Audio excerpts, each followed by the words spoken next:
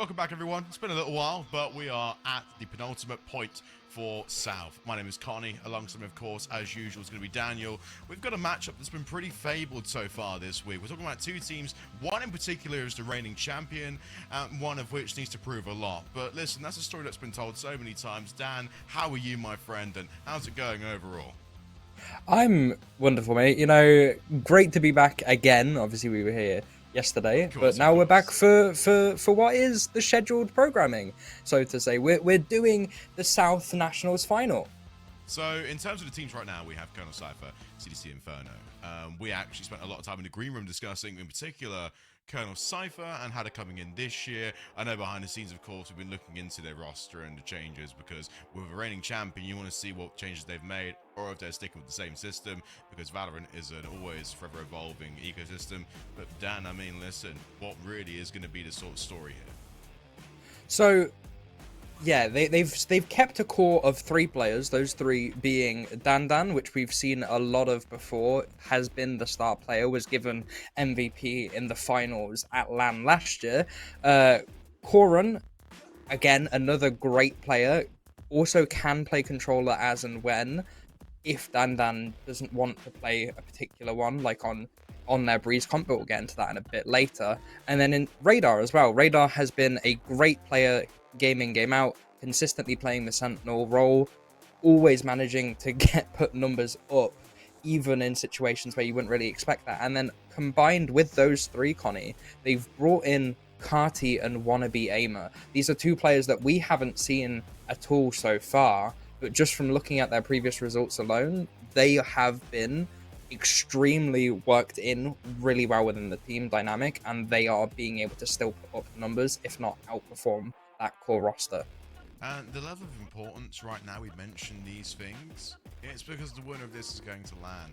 We're at the end of the line, really, for these 2 teams. And, of course, we expect Colonel Cyphers to always be floating around near the top of the pack throughout the entire season.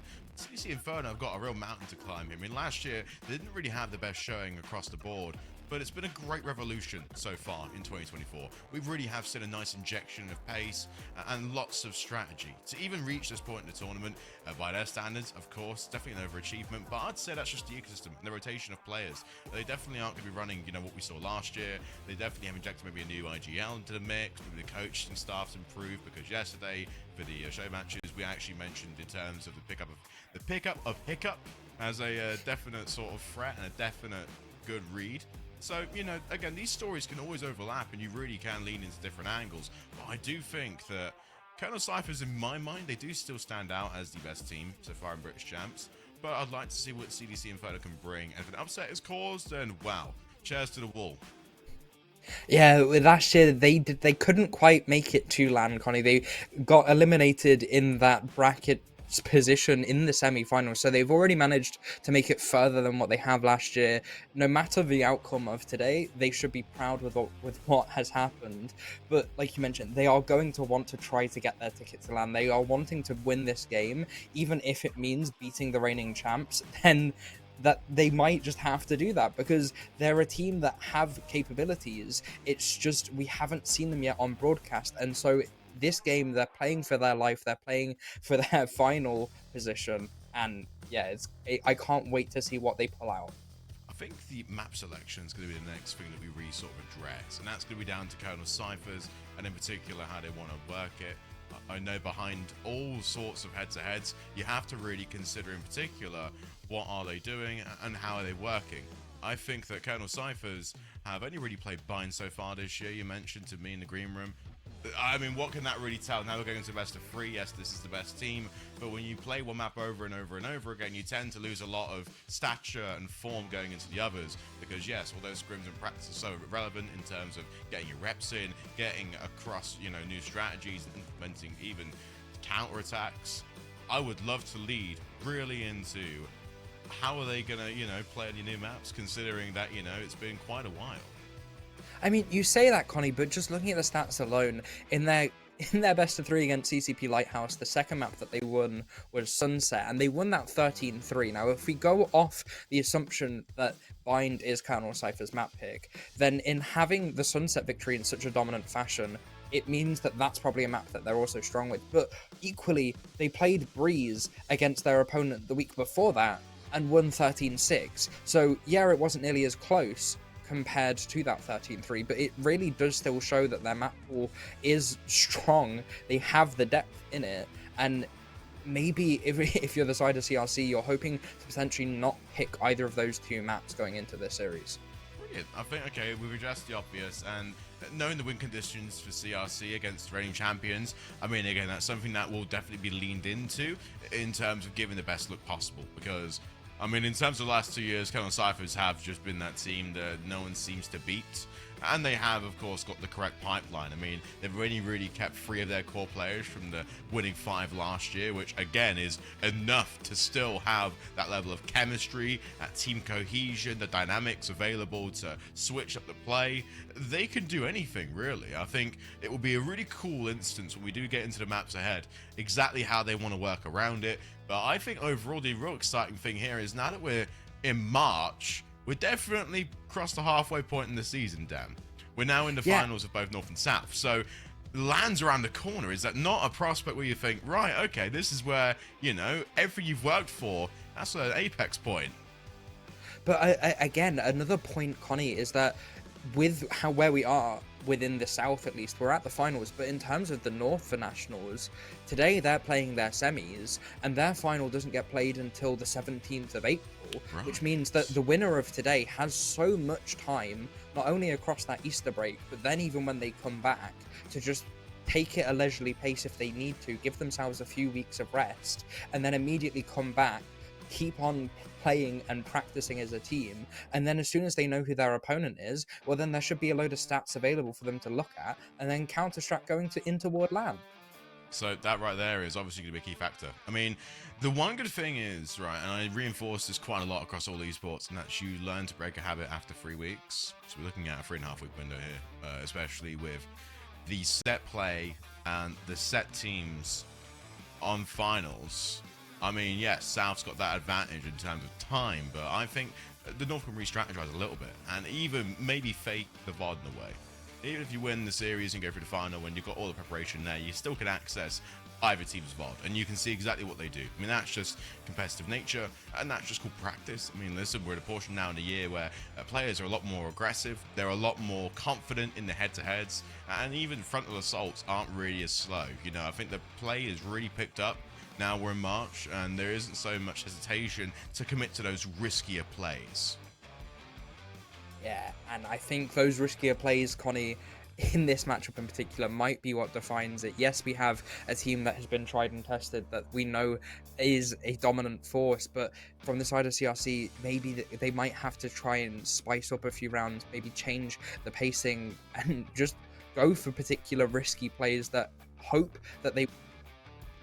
And then from there, if they do, that should eventually lead into a round win, assuming they play the rest of the round absolutely perfectly. Let's walk right into the vetoes. Let's see if Bind is left in. Let's see if Colonel Cyphers can actually really exhaust their options, because this is where it really comes down to for CRC Inferno. Can they keep the maps that they want? And immediately they've played it well here. This is an interesting selection. It definitely warrants a lot of initiator use across the map. I mean, you're looking at these 3 here, Daniel. So far, it really is, I'd say, a slightly more promising look for CRC Inferno. Yeah, they've managed to get Colonel Cypher. Oh, Cypher's even banned Bind, so maybe it was, Connie, that their opponents liked to pick it, and instead they were the other map choice. But just seeing the comps in or the maps in particular, you have Icebox, like we mentioned, the most reworked map as of recent, along with Lotus, that's also in the pool, and Sunset. So we're seeing a lot of the more modern maps in this veto, which might be interesting to draw on the fact that these players potentially haven't had enough time to be able to learn how to play around these new maps, or even the reworks. Yes, Icebox, like we mentioned yesterday, is still just a Go-A simulator for the majority of it, but if you can spice up going into that map one every now and then on your attack, in particular of a slow luck mid, or even just a rapid push down B main. And what I love to see from Colonel Cyphers is Ascent and Bind are their bans. Now, bear in mind, when it comes to bans, obviously your instant veto will be mixed in there, but I'd like to see, of course, just how they're exploring these reworked maps you mentioned in your point there. It was fantastic. It just deepens the map pool. I mean, at this stage, again, if you want to be reigning champions and back-to-back champions, your map pool constantly has to stay at a very large depth. You need to play all of them very well. And even against, say, number 2 and number 3 seeds, these teams are actively trying to counter you. If you can find a map that really would cause a problem for the other team, I mean, of course, that's the dream anti-veto, right? But the way that they play it, or even playing their best maps, and having the confidence to go, you know what? This is your best map, we'll play it and we'll beat you on it. I mean, that right there in itself is another psychological factor. And that really is what Colonel Cyphers have to lean into, really, to reach their true limits. Yeah, and with Icebox, Connie, as the first map, I just want to briefly talk about team compositions. I have just in front of me the previous series that we have the data for. With Icebox, it's a map that you more often than not see the Viper. Occasionally you see that double controller, but I can imagine that the Viper is going to be the solo controller for the side of Cyphers. If that's the case, we've seen Korn play it before, and then that allows the flex of Dan to go onto a duelist. He's played Reyna, he's played others before as well. So we know how powerful Dan can be. He, like I mentioned to you in the green room, he even got an ace at LAN last year on Harbor. So if he can flex onto a duelist and still put up those numbers, still perform in that manner, I can't wait to see how much damage he's going to do and if CRC can manage to find a counter for him in this first map. What I love about the playstyle there is, just to mention Dan, the controller and the aggression. I think the more aggressive controllers are definitely more unexpecting when you're facing them on the map. This is just from player perspective, right? Especially given how Astra sort of fits the bill a little bit too. What we do enjoy to see is exactly how the compositions work and whether you compare that controller and duelist up together, match the aggressive nature, because different utility warrants different action. But so far on the agent select, it's already a rather large pick and a rather quick pick for Colonel Cyphers. Yeah, Dan has said, hey, you can talk all you want about me being on Reyna. I'm just going to play Sage now instead. This is a comp that we see in week out more often, the standard ice comp, Connie, isn't it? It's you have the double sentinel with a killjoy to anchor a site on defense, but then the sage wall for when you're attacking, purely because you can just throw it up on the B site for when you push there and get a really easy protected safe plant without next to little spam being able to take you down or chip down your health, giving you the confidence to just stick it. But from their opponents, they're hovering, Connie, with the CRC, toying with that double duelist, hovering that Reyna. We've seen Reyna a lot in champs already, and if Sithif can do something with the agent, then it might be something that can be a little bit of a thought within the ciphers of how can we work around that. Yeah, I lean a lot towards player pairings always at the start, especially in the agent selects in the first map. But I think they're just going for an innovation where hopefully they have enough on Colonel Cyphers from last year to play around. I mean, obviously not information is going to be completely irrelevant given that Colonel Cyphers themselves had a little rebuild. It's enough though, and I think this composition, especially of Reyna being a lot more frequent and a lot more of the buffs, yeah, I think it works really good. I think you're coupling all the agents together across CRC, it's just enough, I think, to beat the aggression of Colonel Cyphers. Yeah, and with them starting on the attack here, they get to almost set the tempo, Connie, as much as, like we mentioned, that double duelist will probably try to go for pushes somewhere or other areas. And they're going to be whether or not say, hey, we know that you guys are, what your game plan is wanting to, let's immediately ignore it, speed up ours, and then play for the round win. Starting already in pistols for seeing Ghost put up, but more often than not, funny, those Sentinels of Killjoy, I much prefer at least the classic, especially with the Viper half shields util, being able to then just clear angles out with it, and from there you can, you know that a particular place is clear, or just push up with that util and get the kill because they're in an awkward position with the Viper. Yeah, and the set play again off that Toxic Scream would be massive for Colonel Cyphers. They want it really to be an aggressive hit outright.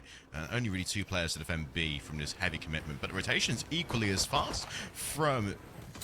I love it! This is really a set play which is rehearsed in the dressing room. Carty's got to swing around box. that creates an even more awkward angle to try and peek, but really a sort of team shooting here and getting it set up from all angles. A 5v3 to really keep Colonel Cyphers early off there in the start. Yeah, and they're slowing the pace down. The spike is on Kaki, just trying to grab the or potentially build the knives as quickly as possible. All the players from the side of CRC know that all players are still over here, especially since that shock dart was used. So it's just pumping the brakes. They have the numbers advantage. They're potentially hoping that a swing comes through, and if that happens, well, then they just immediately throw down the wall, get the kill, get the plant, and then it's a post. I know, Inferno are really just playing around it and still confetti. Okay. Colonel Cyphers here have played all 5. Really, really close, bunched up. And you've got a set amount of time here in a wall. This really is the execute they need to try and play around and keep that player up top alive. That's Kati, that's the key position. That's really where you can swing the angles and control the lanes through middle, on which Inferno do need to keep this alive. Now Spike is committed. They've played it long.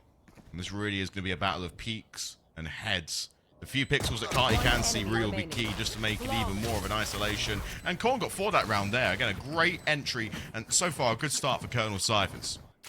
Yeah, unique plant spot there, Connie. We rarely ever see something like that get utilized, and that's the benefit of having the Sage again. It's planting in those risky positions, being able to throw the wall up and then stop any potential angle of the spike planter. But round 2, we're seeing Vandals brought up.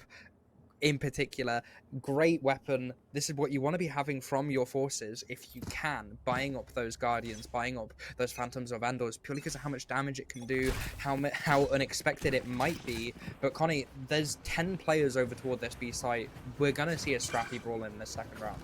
I know, just toxic screen separate the 2 sides. Really, spam shots going to be the real theme here to kick things off. They hear your footsteps and hear audio cues.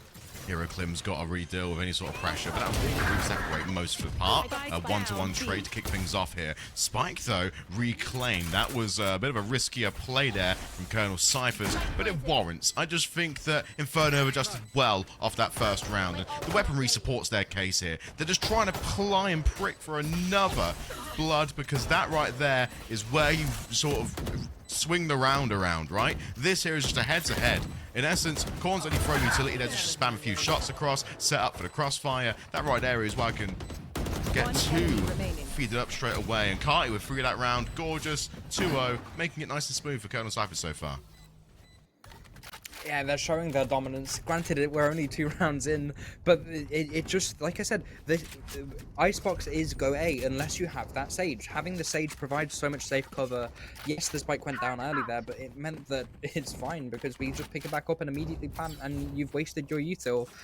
So we get a free plant again. And Connie, the side of Colonel Cyphers, they are just continually on go B, get spike down in the buy round now. It's gonna be a little bit interesting for Inferno because the push is coming through. Toxin screen does go up, so that's information gathered immediately, and the rotates from the side of CRC are already coming through in toward Kitchen. I mean, yeah, it's the same set play that's worked for the last 2 rounds for Colonel Cyphers, so I don't blame him completely. I mean, if it works once and once again, winning the bonus really would be the catalyst for keeping control of the economy for the next few rounds and establishing a massive gap at the start. But, I mean, in terms of the readjustments, you can obviously rotate away and fake it, but it's enough. Dan gets a nice 2, and realistically, when you're doing the maths on the scoreboard there, that's now just 2 players left for Inferno to try and swing a defuse. Not the ideal situation. Now all 5 players from the side of Cyphers have regrouped in toward main. And so as much as the time is ticking, Sifith here, rifle in hand, potentially going to try and get a kill, but in essence should be opting to save. I know, just a little swing there and it's no connection. Scythe there just tries to alleviate. It'd be a heavy loss. But the way that Colonel Cyphers have it, it's just a good save. It's a good way to keep it. You get the defuse, you can eliminate Scythe, it's all alive and it's wonderful. And that round there, Connie, is why I was highlighting Dan in the pre-show. Being able to be in such high-pressure situations, compose himself, and then as soon like he planted the spike, his wall chunk got broke, and he still got the kill because he was in such an unexpected angle, and then that allowed him to get the second. So definitely one of the few of the players from the Cyphers to watch, but they used the Blade Storm there, Connie. 3 rounds in, they had Jet Knives. You rarely ever see an ultimate that is 7 ult orbs being able to be gathered within the first 3 rounds, and that comes down to not only grabbing the orbs, but also giving the spike plants those previous rounds to their Jet.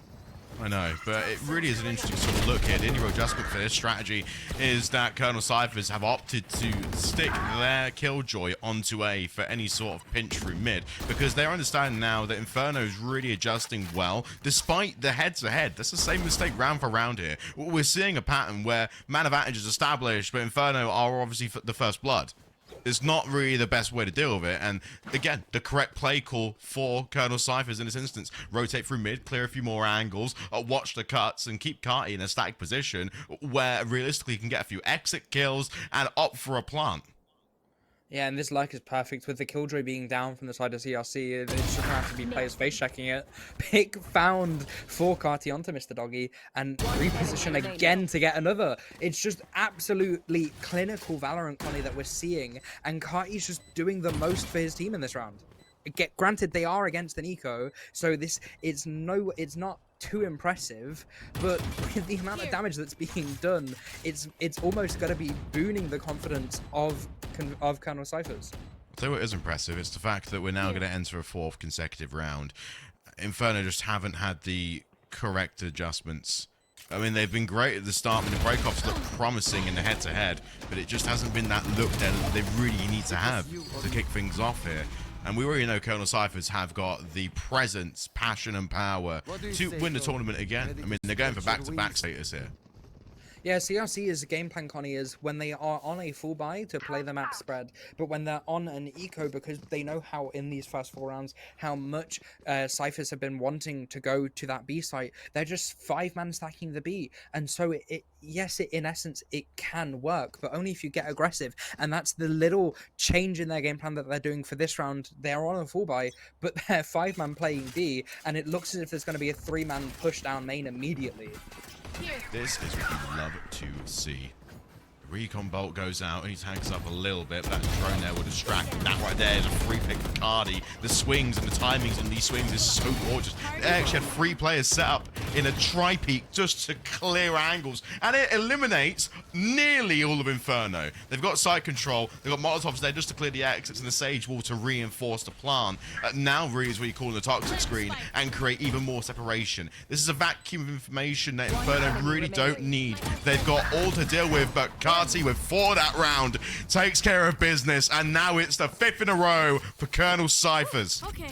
We know the drill. Yeah, we're really seeing how why the rookie on the team, Gotti, has been helping them get so much dominance. It's just kills after kills after kills, and as much as there was an adaptation from CRC in that round, it didn't work nearly as effectively as they were thinking. They got caught off guard by utility, and because there was just a 5-man stack of players from the attackers, they were just overwhelmed and couldn't win their duels once again. It's just, as much as this heads-up gameplay is coming into force, they're not going nearly as aggressively as they potentially should be if they want to be taking these fights. Repositioning now from Inferno is much better. They've gone really aggressive here, but it's the same set strategy. Maybe a recon dart, maybe a drone to clear. The one-way smoke was very impressive there from Viper. I think they just sort of opts to now force a re-clear for Colonel Cyphers. Spike, though, again, still committed in spawn, and they have played the same setup again of just keeping a player on A ready for a pinch or a heavy pinch that Inferno might do. It's still very much a technical round thus far, Daniel. Yeah, and the side of Cyphers, they're just playing for orbs, so they managed to get the orb to build the Viper's Pit, and now, Connie, they've immediately booked their way all the way over toward the A site, with Carti's lurk in mid supporting that rotate. So, yes, they're going against an eco, but if Cyphers are feeling that the round might be a little bit precarious for them, they might opt to commit that pit. Instead, though, planting top site, having players leave all the way in toward main, because you can play this from a load of different angles, and it's just the timer now whether or not CRC is going to want to die to Spike, or if they're going to try and deal some damage in this retake. So Carti here has got 5 players in front of him behind the X-ray.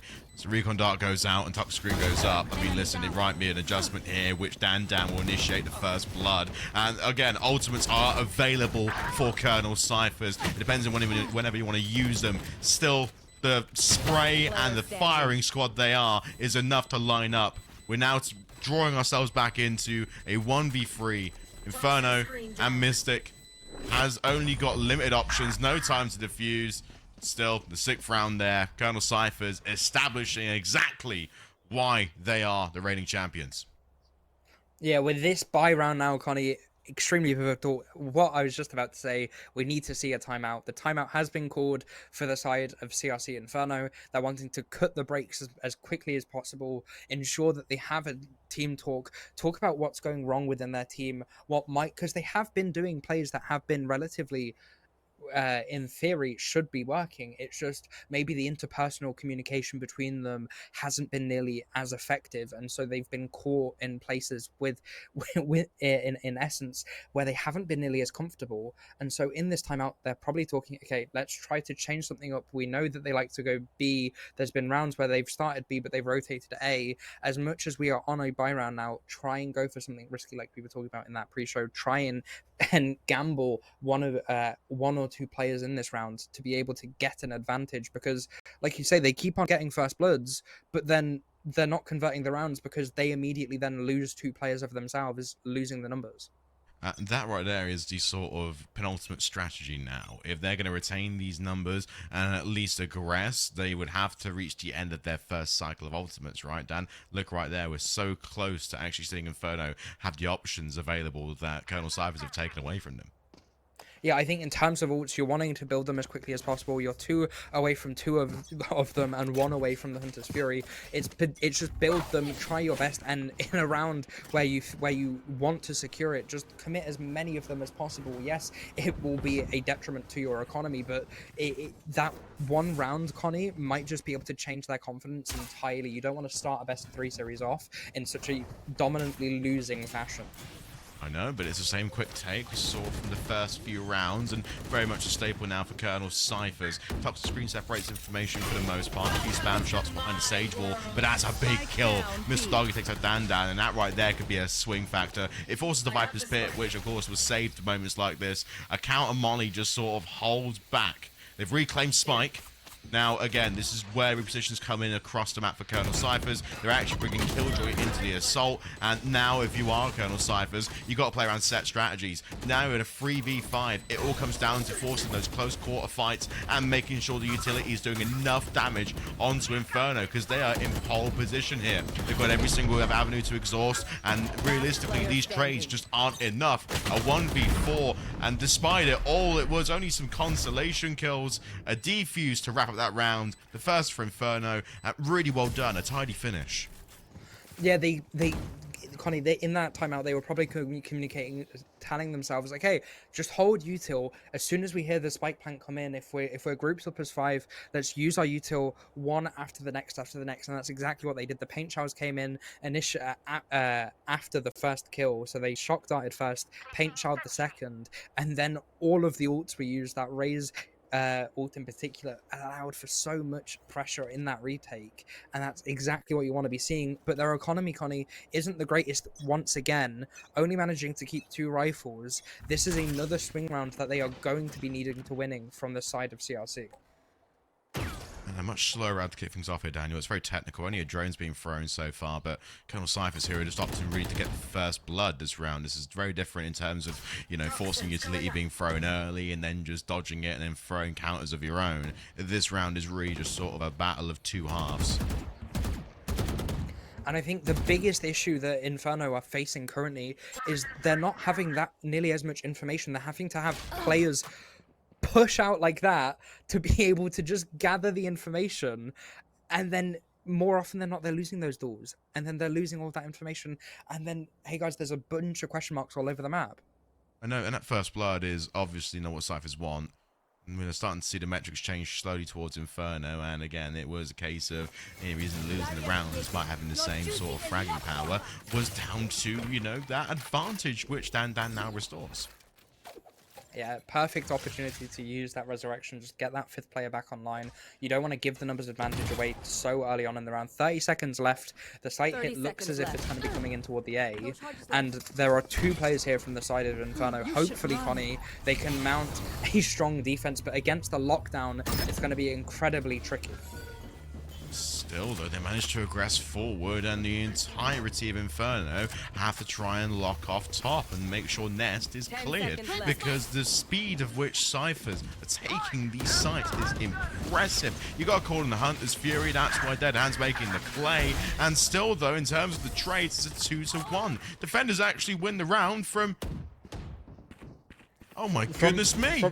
From the time expiring, Connie, the side of Colonel Cyphers, they took so long on their site here, just playing with the amount of time that was in the round, that by the time the spike was hoping to be committed, just the use of the Hunter's Fury from the side of Inferno, from the side of Dead Hand, was enough to just stall out the spike plant, and then they lose the round because of it. It's an oversight within their team play, but they have the rounds to play with and the confidence to just shrug it off. Such a bold move, and it absolutely has cooked Cyphers for the next few rounds. That was a round really where it was one mistake and it costed. But we now execute the last 80 seconds here, going into round number 9.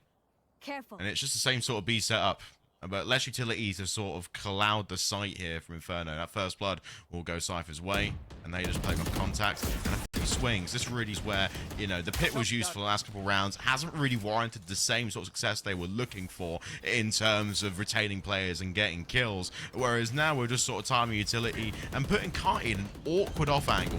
What this definitely could do is set up the crossfires they're looking for. Because all the Sage Wall is doing is keeping it away, but you have to make sure shots are contacted first. And now really still the one thing that's keeping Cyphers in this is that man advantage. If the trade goes either way and you're playing head-to-heads here, as X fall across the site, it forces Inferno now to push through middle as they now have to try and re-aggress and re-strategize this round. Cypher and at least a regroup towards middle.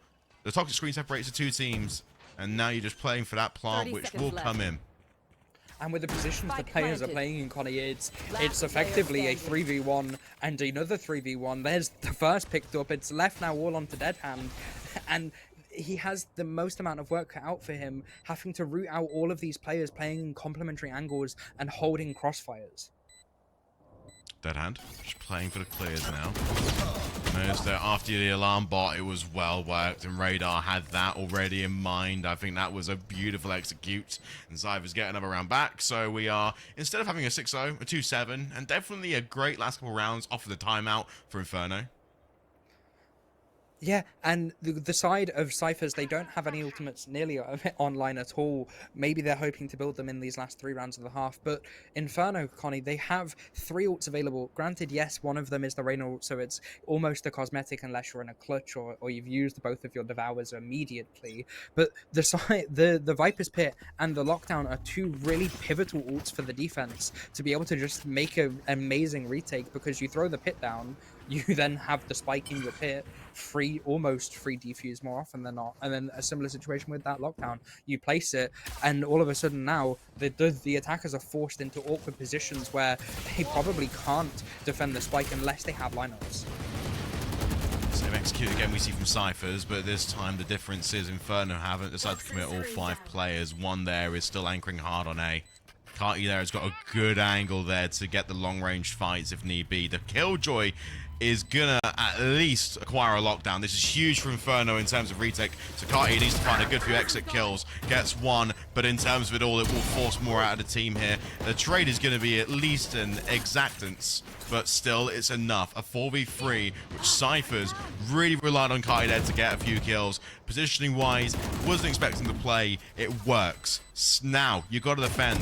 You've got to make sure your angles are good enough, but these 1-to-1s are still favoring mathematically Cyphers. The 1v3 will not be in an FX. It will be another round for Cyphers. 8-2. We're getting closer now to the switch of the half.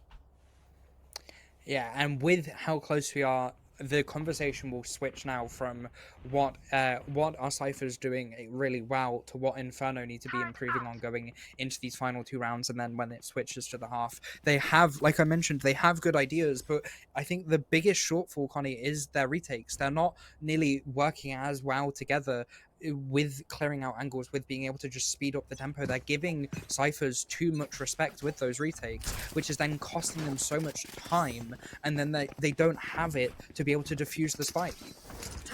Smart but aggressive push. Inferno have obviously heard this from the get-go. That's why if you're down, you need support from high. The first blood, though, for Inferno is going to be a huge catalyst. It's going to change the round. It's allowing now aggressive positions for Inferno, as well as numbers to fall on the side of Cyphers. A 2v5, and this really is their first attempt today, but clearly Cyphers nowhere near as successful. Yeah, Deadhand's managed to get 3 on the round already, trying to make it a 4th. And with the final player now wrapping all the way up toward Cat Connie, Deadhand is on for the ace. And definitely the first ace of the game. In terms of scoreline, I mean, consolation still, you're down 6 rounds. But I can exactly see why, if the team, right, plays this way in particularly, we really will warrant it. Because, again, if it's oh my god, I'm on for the ace, let me get this final kill. The team play matters more in these situations, rather than, let's say, for example, going for glory. Yeah, and now it's on to Radar just all by themselves, having to pick the spike up. It's in a position, Connie, that is really uncomfortable for them to recover, and with 3 players staring them down, it's almost looking impossible. Still, though, a high-low peak, which was well executed by Inferno. And that was just a simple, easy round to close out. Had information, knew the next lane of entry, opted for a high-low, had numbers to reinforce. It was just well worked. Hopefully, though, that round inspires the side of Inferno to be able to potentially boost their morale, because they're, like I said, they're showing signs of life. Then it's not like these rounds where they've been losing have been constant flawlesses. We're running over you because we're just a better team. It has been close. They're just a few errors in their defense. Hopefully, but now last round and a half, that when it swaps, it improves, because this team, Connie, has gotten to the finals, so they definitely have some capabilities. It might just be that Cyphers are slightly better on Icebox. Spike, of course, remaining in spawn for now. Carty wants that first blood because, if you remember a few rounds ago, it was the instance where 1 ping of contact was enough, but still, it's not going to be an easy one. Carty just about squeaks away with his life. This is where Inferno really can apply pressure now. They have the read. They have the understanding now from the last 11, 12 rounds of what needs to be done. That's why you're seeing a heavy reinforcement on B, and that's exactly why now it's an awkward spot for Cypher's read to commit to his site. Especially since Corner's died, that's now your controller dead, and more often than not, on Icebox, you need your controller, especially if it's a Viper, because the Toxin screen can provide so much value with taking a site, which is why now the side of Cyphers, they've regrouped and they've pushed over toward A. B is so much harder, especially when you're pushing into a stack, and there's only 1 player here from the side of CRC being their Reyna, although rotates are already coming through because they know something is up. A lockdown in prime position. It's an instance where only a corner of A is available for a crossfire. But again, you need time, you need pace, and this is really where it's where the Hunter's Fury, if you're going to call it in now, you've got to do it well. That's why Cyphers are trying to keep everyone alive, but that was a huge kill from Deadhand. 10 seconds, 6 spike down. Inferno are rushing through Nest. If you're Carty, this is a moment of importance. You've got to try and aggress around and find the necessary kills, but Inferno's play there was gorgeous. Now a 1v2. This is incredible Valorant. It was so good, and it was all the contact from Deadhand, pulling in Hunter's Fury, getting the crucial kill, and then the play just fell apart for Colonel Cyphers. Again, another round where the Hunter's Fury has been the main stalking horse for the side of CRC to be able to just win a defensive round. Half has swapped over, and they have decided to pull out their second timeout, Connie, wanting to make a coherent strategy for their attack to be able to break out against Colonel Cyphers. 4-round deficit, not the worst, can definitely be done. It's just going to come down to their fundamentals and their belief within their IGL. Bear in mind, Colonel Cyphers is currently 8-4 up on Inferno's map pick. So this is not a usual territory which Inferno want to be in. I can understand exactly why the coach is definitely in the air right now to try and work around it. The notes, though, in terms of Colonel Cyphers would also be, in their ears, in their eyes, it's got to be a bit more of a case of assessing the pressure early on and then working utility in. It seems to be a case they want to fight utility early and show their head-to-head power, but it's just not going to be a good reflection now that we are in this portion where Colonel Cyphers, although they're up, they are slipping a little bit. Yeah, and the power that CRC have with this double duelist, Connie, we've seen it in and time out within champs of how much having it can potentially involve a different strategy compared to just the single duelist. And we've seen before just immediate plays of, okay, let's leave our Reina to lurk, or in certain situations, let's have our Reina be the entry duelist, and then Salah fake almost in essence with, or leave our Jet to just be on the whole other site, because then they can get so much value. But in this case, it's the Rays. The Satchels are going to be the main entry force for this pistol round, and there's only one player from the side of Cyphers over toward this B site, being Korn. He is going to be swarmed and overwhelmed. Yeah, it's a difficult look, but I understand the play completely. Korn hasn't got much to work with, only really a few good looks.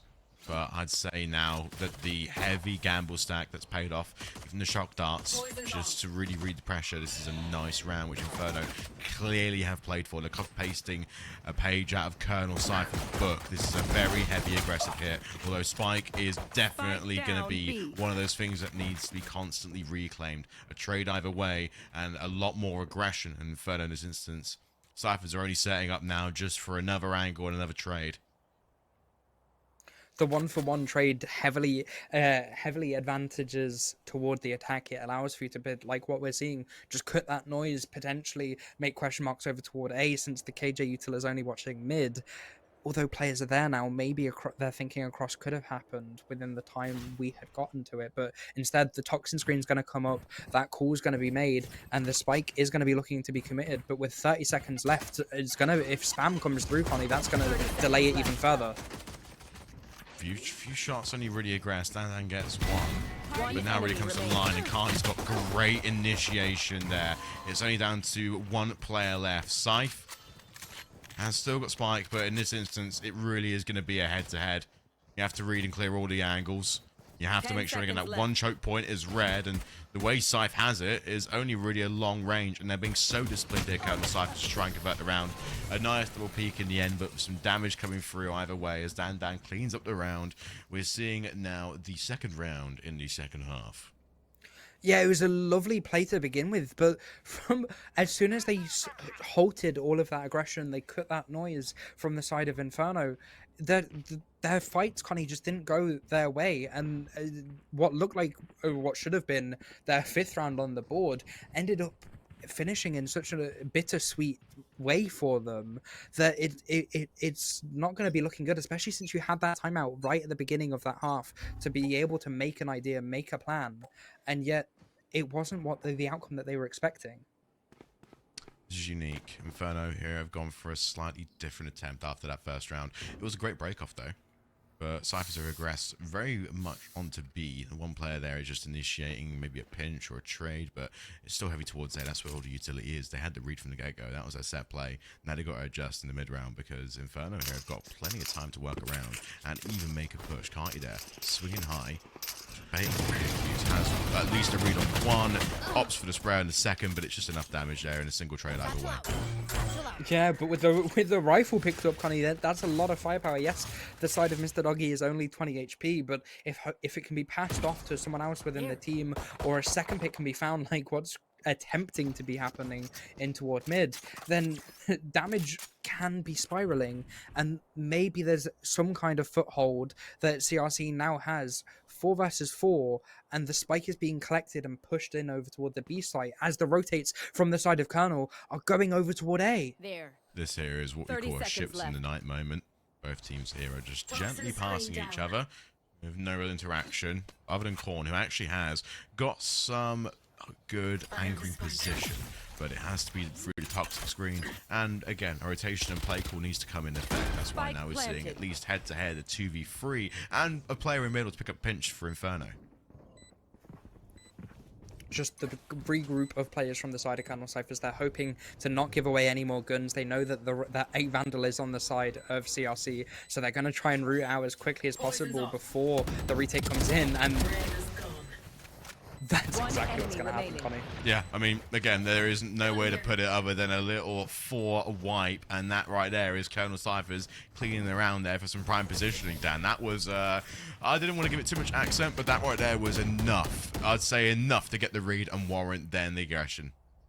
Yeah, and with no guns now lost because they managed to pick that rifle up, their economy from the side of Cyphers is just what you're expecting for this bonus. Yes, they will be able to fall by next, but they have 3 rifles in the hands of their team, which is plenty, Connie. We've seen how much damage Carti and Dandan alone have been able to do in particular rounds. So now going into this fall by, it's almost going to be extremely fun for them in essence, because if you play your stack correctly and you get the kills, well then who cares about us being on a bonus? We now have 4 rifles, and the stack of players is going to be over toward this A site playing a 2-2-1 split on the defense and a quick like in through mid. I know, both drones either way, and it just is maybe enough information to get the gentle read. That crosshair definitely is one thing that would take me out of my zone. Jesus, I mean, that right there. Inferno, they got to try and commit to a push. Want to be A-Max, she's got a great angle here for a setup, but still, Mr. Doggy there gets 2 clear, now to 5v3. Colonel Cyphers have lacked sight control, but a great pinch. Look at the south side of the map there. That right there is going to be Carti with a good line up there on 1, but it's only going to be that one, as we're still looking at the aggressive hit, and the remaining exit kills needed for Inferno. A 5-10 thus far, but that crosshair, man, that's taken me out completely. Yeah, I mean, this is what you want from the side of Inferno. Expected round win. This is the round that's going to test them now. But Connie, if they're like we keep on mentioning in every series we do, if they keep on playing round by round and just ensure that their gameplay within it is okay, we don't need to fight this because we have numbers or we know where the spike is. Let's just play together, ensure that no peak happens. We don't give ones. Then eventually we'll start to win more and more rounds. And so it's just, they need to build that confidence. They need to have those fundamentals in play. And if this is what we're going to be seeing going forward, well, then they should be able to bring something back and potentially make this map a lot closer than what we're already expecting it to be. Right now they're slowing it down nicely here, Inferno, but that again was sort of similar to last round where they did have the gamble stack in effect and Cyphers didn't really rotate in time, and they're still doing the same thing here. They think the 4v5 is just enough, but I think at this point, if you are kind of Cyphers, you call for a deep pinch. That really is a set play. And again, Dark goes through, connects on 1, and Molotovs and nades will be set high to get damage into Colonel Cyphers. Inferno here is swinging through 1 angle. Carti gets the first blood, drawing the trade there just to equalize. Now, if you are on the side of Colonel Cyphers, this right here is what you want to see. A great kill feed, but Mr. Doggy, oh my god, that does enough. 5 HP, very low. And throughout the entire round, Colonel Cyphers had 1 player on a deep lurk. That's going to be Korn. A showstopper is the only separation point for Mr. Doggy. But do Cyphers know that this is the play? It's just enough. And that round in itself was a crucial 1v1 for Korn. But there's only really a set amount of plays Mr. Doggy really can do there. Yeah, Korn had the perfect amount of timing counted potentially in their head, and then as soon as they realized that the spike was being stuck, they just immediately dropped, got the final kill. But Connie, economy and ults, let's talk about that, because from the side of Colonel Cyphers, that was their buy round, and their economy, yes, they can still fall by, but it's really awkward. Carti having to give up a rifle and instead play for those jet knives over toward B, but the stack from the attackers is over toward A, so these knives aren't going to have much effect in the first initial potential minute of the round. Inferno's got a wonderful look. They've played the same strategy again, but Cyphers are very much aggressing out of it. Dan, of course, has been their first point of contact. They only really have a read on 1, but this is such a spread setup from Cyphers. They're trying to employ pinch early. That's why, again, we're seeing Carti here do the same route again we saw in the last couple of rounds. Pinch through deep into A and then play for a trade. It's all about the stall of your Cyphers, keeping Inferno boxed in this position. But the recall comes in. That's why now they're just opting to send more players to support the frontal assault on A. Then you really have a Molotov and alarm bot as the utility in the way can only really separate the teams from 1 point of contact. Yeah, Hero's been taking up that first blood immediately, being able to give the advantage now to Inferno. They're swarming into the site, but one of the aimers is in position and just spams back and forth, Connie, through smokes. Who cares if you have your crosshair on them? It doesn't matter what surface is in front of you, because you're just going to get the kill. Spike now being committed. Viper's Pit is online, although in a 4 versus 2, I don't imagine it is going to be committed. Instead, players are just going to play complementary angles and hope that they win out their duels. I know, but that there is a perfect use of the top screen and a great spray from Radar. Maybe Mystic there was definitely in the lineup, because that right there is 2 kills to end the round. And let's bring it back to the talk, Connie. The side of CRC Inferno, they have 2 online, being that Viper's Pit that I mentioned last round and the Showstopper. So if you want that quick, aggressive push, great piece of util to be able to do so, although I don't imagine they will, because they should be looking at the scoreboard. They should be looking at what Colonel Cyphers have, and they're on an eco, sheriffs, and only 1 hero rifle on Carti. We've seen how much damage he's been able to do with it in the past. It's whether or not that can be replicated in this one. Slow start here. Inferno have played it very nice. They've actually gone for more of a spread approach in spawn. Spike, though, of course, just being left there just in case the utility spread. I think, though, in terms of what Cypher's set up here to begin with is, it's just trying to bait a push and then force a heavy rotation that would at least equalize numbers and then initiate that first blood, because that is the metric so far which Cyphers have mostly enjoyed. Only really can't be the initiator for that. Doesn't really get any damage across, but aggresses out far enough just to stall any sort of offense from Inferno. Yeah, and that's the rifle now found. If the side of Inferno were hoping that it would be a full eco, well, they now know that there's a spearhead over toward the A site, which is exactly why they're regrouping and pushing in toward B, because they don't want to fight Carti with that Vandal. Instead, they want to hope that there are fewer players over toward this B site, play as a 5-man, and just take the site, get the plant down, get the value from that. I like it. This is very well worked. Inferno are only really looking at a couple angles, top of the screen, no keeps from the front side, and they're really committing the spike in the same position which Colonel Cyphers would have. And see, realistically, you got to make sure again you're getting drawn to the angles and make sure the placement is there. Dead hand gets 1, and realistically, the Hunter's Fury can still be called in for a second, but no need. It's enough of a line, enough of a read, really to converge and make the round difficult.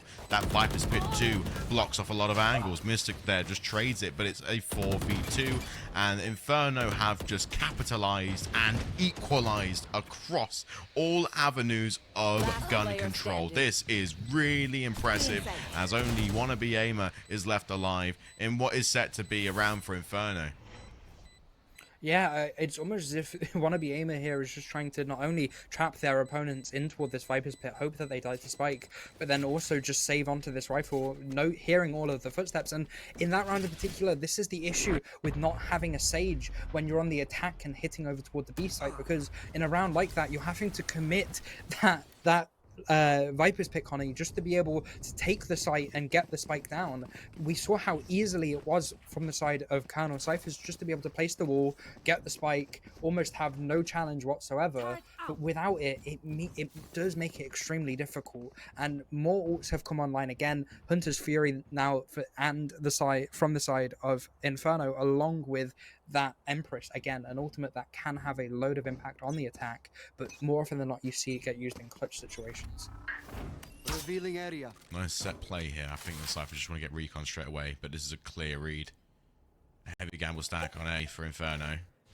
And now Cyphers obviously needs to make a play call in terms of the first 5 seconds. That really is where Inferno tend to make the most moves and really challenge, for the fights. So now the play calls come in, you're reinforcing Corn there in the backside, making sure that A is going to be at least a 3 cut off through mid, and Carti there gets the first blood. Okay, this right here is a win condition now. Mr. Doggy is at the picture. A real tough look for Inferno, but they've reserved ultimates available for this round. Hunter's Fury and Empress. On the other side as well, a self-res and another Hunter's Fury for Cyphers. This is really where you want to make your moves count. Now, again, the lockdown comes in, and Inferno have placed it well. They can really and freely look for any sort of produce, any sort of take, but the way that it's been timed from Colonel Cyphers is just perfect. They have advantage as well. Hunter's Fury has been at least activated for a couple, but in terms of getting damage across, it confirms no kills, but it puts in enough to leave most players and even Scythe on low HP. So a 5v3, 25 seconds left to go, and we still need to make sure that Smike is committed, even on Inferno's portion. This is a very, very tough round to be if you're Inferno. Only a few exits will be needed defended. That's why even if you're making the trade, you got to force it. A 2v2 in 10 seconds left. Only Mister can find it, but not to be. Corn there confirms the round. We're on match point here, Daniel. This is for the first in the series. Yeah, that's the third round now, Connie, on the defense, where Hunter's Fury has had enough impact to stop the spike from being committed.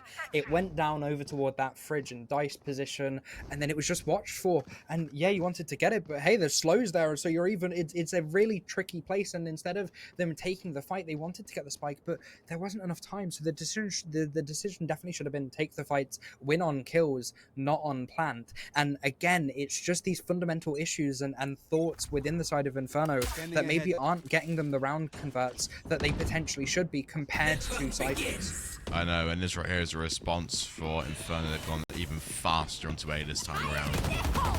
And they've reserved ultimates. Look at that right there. And again, Showstopper's out, Empress is out. They want to try and get blood as many as possible. Only one really will be rewarded for the investment they have made. They now have got free site control and a post-plan situation to deal with. Carty's on the lurk. It's expected. It has happened several rounds in a row. Yes, only one does get found, but again, it's created a question mark of is there any more players? So they're having to commit players even deeper. But with the spike planted for main, it shouldn't be an issue because you're just gonna have a firing squad, Connie, all the way down this main position. Scythe is gonna be the only one that is gonna have to potentially contest something relatively soon. And time is ticking away. Spike is almost done. Defuse is going to have to come through relatively soon. And it's not going to be found. Instead, all of the kills are going to come through. Wannabe Aimer does get one, but I don't think that damage is going to be enough to be able to break the economy of Inferno. And it's not. Great plays that we're seeing now. Inferno have woken up. They just needed those first 6 rounds potentially as a warm-up. And Connie, it's a lot closer than we're expecting, but it's still 4 consecutive overtimes that Inferno need to be facing down, and there's 4 ultimates online from the side of Cyphers. Yeah, and they've actually mainly ecoed that round, or this is their last real shot. A broken buy is what you like to call this, but Cyphers are going to invest heavily in both elements. Boom, knives pop straight away for Carty. We understand the play straight away. Despite the 1v1 here on your POV for B, there has been a large conglomeration of players onto A. That's where mainly the first moves for Inferno are going to be set. They're going to throw the drone away. They're going to make sure that all lanes are cleared because their take is going to be aggressive. Once that's ended, it's all about getting through, but also timing opposition players. Carty, we know how much the lurk in mid is a key factor. That's why there's second utility there for that one-set play. Inferno have got all the angles here. A toxic screen as well, just to make this push even more damaging. And now if you're dead hand, it's all about you. Can you stick it down? Yes, you can. Radar's got a good counter that though. Lockdown to try and stop the play and make it even more awkward. Carty there has fallen though on the flank, and now you've got a player re-supporting that flank to make it even more of a challenge. Inferno's got the self-res, but no, Dan has indeed too. Now we're going to really make it that really sticky 5v5 from the get-go. Inferno, they have to play around it. They stick the defuse, but Cyphers, that was beautiful. That right there is map number 1, a 13-8. Cyphers take Inferno's pick. Not the way that you want that last round to be ending. That is definitely going to be sticking in the head of CRC. They need to be able to, within this break coming up, Connie, just communicate with themselves, relax, because I think they were in certain positions just overthinking things, and that was what ended up causing them losing so many rounds, because they weren't necessarily prepared for the most basic plan that Cyphers were preparing for them. Yeah, and the main sort of set play which Cyphers tended to go for was let's go straight to B for the most part. I mean, Cyphers on the attack was so strong. I didn't really expect it to be that strong in the beginning, but we did in fact note and we did in fact commend Inferno getting so hot near the end of the map. Yeah, they managed to get to 8, Connie, which we can say at least that was extremely wow for them. You're going against the reigning champs, as we keep on mentioning, and 8 is potentially a lot more than what a load of teams before them have been getting. So it does show that their opponents have a good enough caliber. It's just maybe it was the first map, it was the warm up. You needed those first few rounds. You started off on a really poor foot. Hopefully within the next map you can bring it back, because hey, you're all warmed up now. Yes, it's Colonel Cypher's map pick, but you have the ability to just say, hey, first map, let's forget about it. we're now in again the start of a best of 3, but if we lose, we're out. So let's just play each round and play for the win to be able to take it to a map 3. And I think that's the kind of mindset that you're going to be needing if you want to be able to potentially try take map 2 from Cyphers. Brilliant, Daniel. Either way, let's take a little break, let's come back and let's watch map 2. Lotus, this is going to be Cypher's picks. Don't go anywhere. We'll see you soon for what could be potentially the last map of the series, if not an upset and go into a map 3. Stay tuned, don't miss it.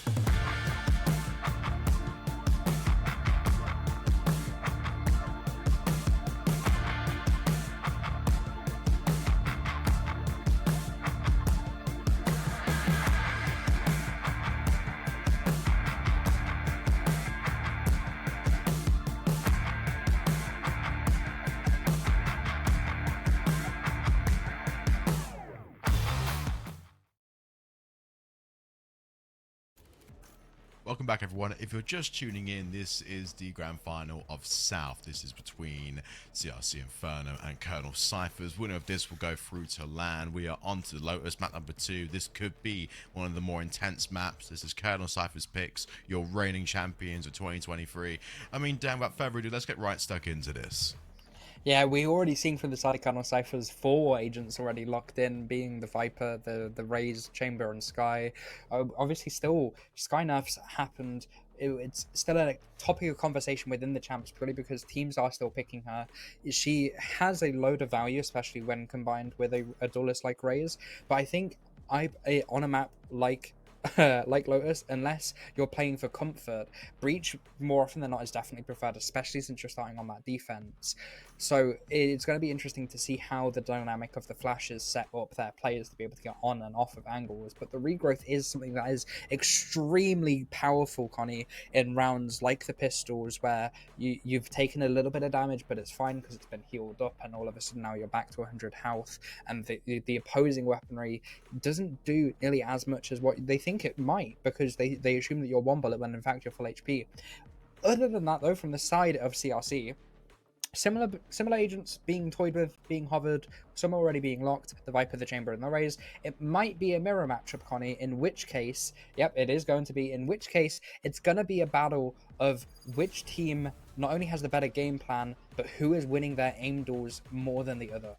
Yeah, this is going to be quite scintillating, if you will. That is not what often you see. We mentioned yesterday in the show matches that you either go Chamber or maybe Reyna for this map, but now we are seeing Dan and Hero Climb respectfully go for it. So this is going to be quite an interesting tale where you would look towards either side and say, okay, well, it's, you know, A against B. It's X against Y. This is 2 teams here which now have gone for the even picks. Yeah, and it's important to mention for the people who have recently just joined the stream, Connie, that this could be the final map for CRC Inferno. Cyphers are already 1-0 up in this best of 3. Like we mentioned, they're playing for their spot at LAN. So Inferno, they need to come out of the gate now, steam forward, almost like a train in essence, and then if they can be able to develop that speed, develop all of the power that we saw toward the latter half of Icebox, then maybe the tides will change and their confidence will grow even further, as a 4-man stack is already happening over toward the seaside. I know, and that was a risky one. Dan has got to read their 4 or 4 players. Look at the rotation now from Cyphers. It needs to be a clear-cut read, and they are throwing counter smokes as well. Inferno want to try and aggress as fast as possible. They throw a Prowler's clear a corner. Dan is just sitting in his smoke, because we know that this right here is one of the more crucial 1v1s to take, as Mystic there gets that first blood drawn. You're looking directly at Cyphers and how can they position. The spike hasn't been planted yet, but it's looking to be a full commitment. This is a heavy setup for Inferno. They've gone for 4 players around. They're looking to clear all the exits. A pinstripe kill feed and a 3v2 is what makes Inferno really in control here. They've got position, they've got spike, they've got all the avenues to look for it, but Cyphers are so weak here in the 2v2. The post plant, yes, the heal is needed. Radar can work around so much, but it needs to be a read for the angle. They're just waiting tired, they're stalling the defense.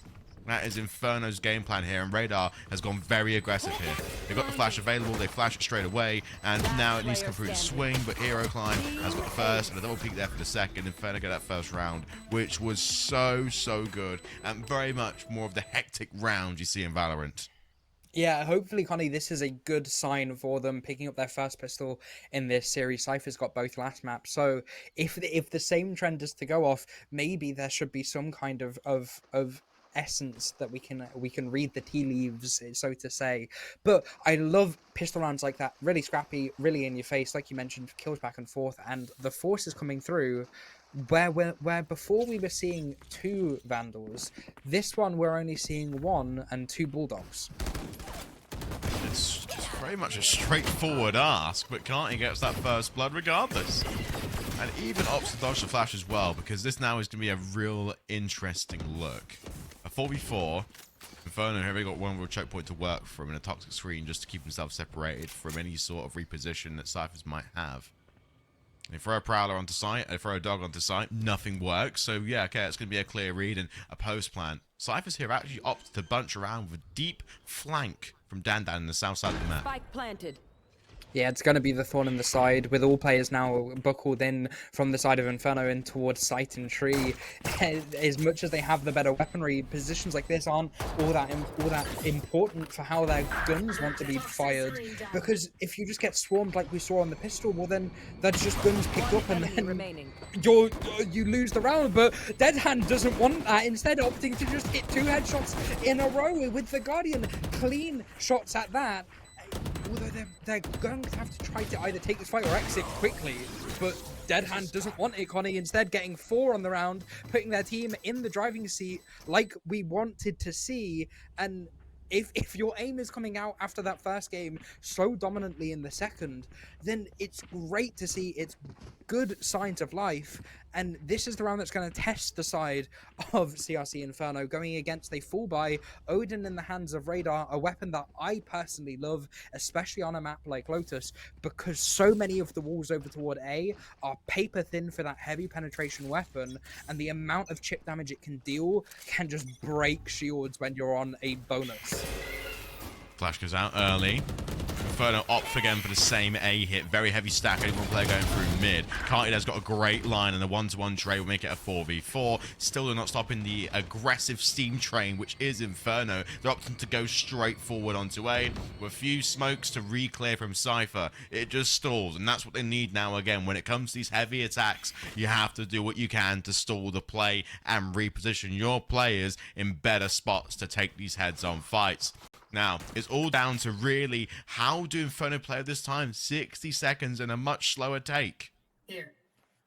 Yeah, it's 4 versus 4 after those first 2 picks came through on both, or they just slowed the pace, and the Viper Lurk in toward B would have heard the reload was being watched for, but unfortunately not quite anymore. Those shots do go a bit astray. I know, Wannabe Aimer tries to get out of there in quick time, but no cigar. It's only going to be another set play and another trade, 3v3, but look at Inferno's play call. They wanted to go for a mid, but Dandan's found such great positioning here just to line a few more up. There goes the spike. The pinch needs to be called. Mr. Doggy here has got no real way to clear the second angle, and that right there is the bonus round going to the way of Cyphers, and a much-needed win. Now let's talk directly about what's going to come up next. Yeah, coming up next, Alt are really close. Dandan, after that standout round, is 1 orb away from his tour de force. Carti is 1 away from that showstopper. So again, 2 powerful ultimates on a map like Lotus Connie that can have so much effect. The tour de force holding down that C angle, and the showstopper just being sent immediately into Ward A. Not going to be happening this round, but they are potentially going to try to play for as many covers as possible. 5-man stack over toward the A site. This paint shell is going to have so much value. Carti's going for the off straight away. Wannabe Aimer is already up high, and this right here is not what you want to have. It's a direct crossfire, and spam drops through the toxic screen to make it so easy. This is the quickest round I've ever seen in Valorant. What was that? Yeah, the side of the Omen from Cypher's trolled that. Sorry, not Cypher's. Inferno trolled that round a bit, Connie, because Dead Hand TP'd across, so he got ahead of that paint shell, wasn't blinded, but didn't quite hear the TP that came on top of Rubble, and so he fouled because of it. And if he were to have gotten that kill, I can imagine that the round would have had a much different outcome, because the confidence then from the supporting rays of Carti wouldn't have had nearly as much value along with that. And now because of that one little fault, the side of Inferno, they're onto a save by almost sidearms at most, and they're just having to posture around the map. Again, Dan's got the same read. This is more of a distraction play than it is a heads up. That first blood, Carti, though, will again re-establish control in terms of numbers. Low HP has an ultimate to use, and now Dandan's died. This right here could be a tough spot here for Cyphers. The heavy commitment towards the C site for Inferno was the set play. Cyphers haven't had time to rotate and re-clear, so they're going to have to sacrifice the plant going down, and then they've got to try and avoid any sort of further exaggerated death. Yeah, in a position like this, from the attackers, you want to be playing together, you want to be falling up, but in doing so, you're going to fall to the showstopper. Makes it even more challenging to their drop, and Cypher's got a good read. The last one peeks through the smoke, and a few extra body shots just to confirm the kill from Carti. Fair play, Cyphers. They're going to opt to switch around the diffuser to get the orbs and the ultimate economy back in track, and now they've, for the first time in this map, taken the lead. Yeah, around now that Inferno, they need to be able to just think together. They have the Seekers online. They are one orb away from that showstopper, and two away from the Viper's Pit. So maybe it's playing for the orbs around the map. Maybe it's just instead of grouping up in one specific area and trying to take fights in situations where the side of Cyphers have set plays of that immediate A pressure. Instead, it should be like, let's wait out their util and then use ours to re-clear, or hope that we can play for the orbs, and Dead Hands prepping the paranoia for the immediate teleport or satchel play over.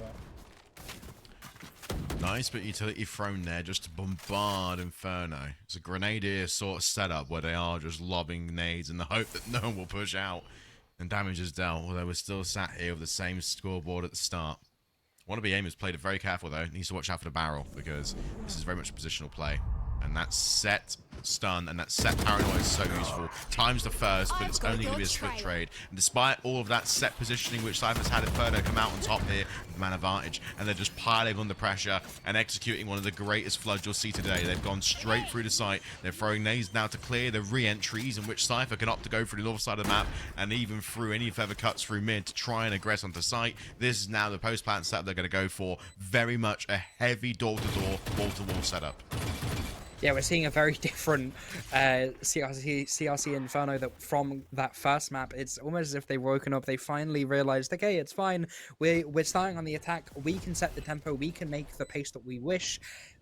And then they're just overwhelming. They're making the correct decisions with their reclears, which is resulting in them getting numbers advantage. But Connie, in that round alone, 2 of the kills that Inferno got were spams through smokes. We've seen a load of them within the tournament so far, but I don't think I've seen nearly as many consistently in one series. That's where I think that Inferno really have learned from that first map, and I think this map definitely rewards that sort of set play. Maybe that pick in the first just wasn't to do, and maybe the previous matches so far in British Esports for Inferno's side, when they go on in an icebox, just haven't been that rewarding, but Cyphers are really having a slower start this map.